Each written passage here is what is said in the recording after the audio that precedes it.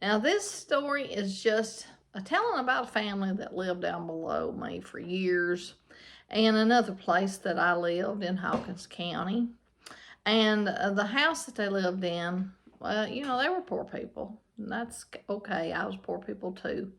And the house they rented, and it was not in good shape at all. And it was kind of divided. Of course, it didn't have a bathroom, but it was kind of split, living rooms and kitchens on each end. So they were the same family, but there were two families of them that lived in this home, and the dad lived there too.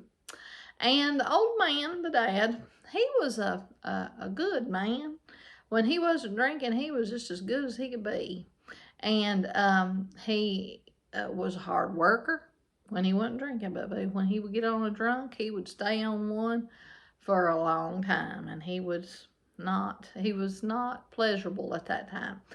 He wasn't so hateful as he was just a nuisance and wanting you to take him to beer store or something other all the time and just having a row with his son-in-law mostly because his son-in-law I can't much blame him because his son-in-law was a piece of work.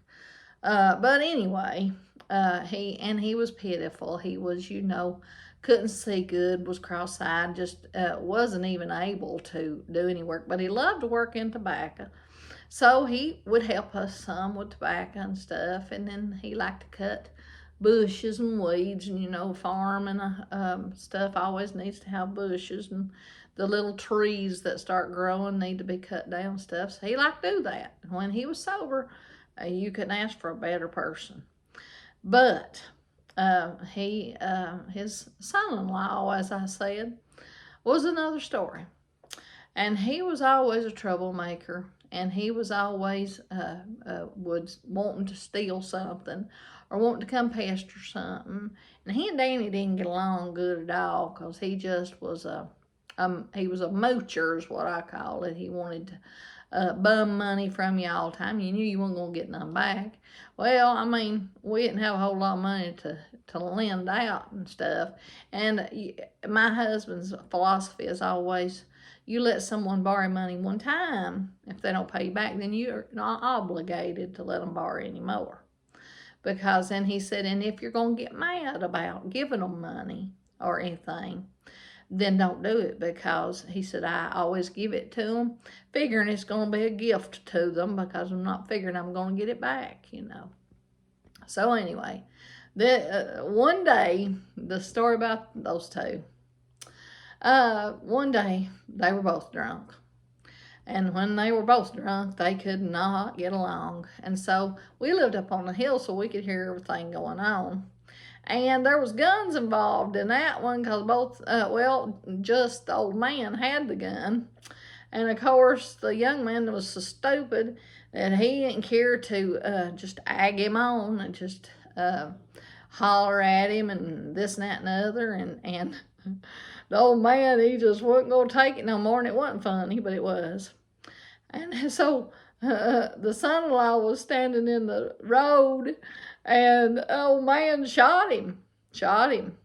He was down. Well, I think Dan might have called the police, but before the police ever got over there was someone come through because they didn't have a phone or anything, so I don't know how anybody knew. It probably just some of them that was visiting. They had a lot of people visited and wanted to get drunk with them, I reckon. But they came through and they picked him up, I guess, and they took him to the hospital.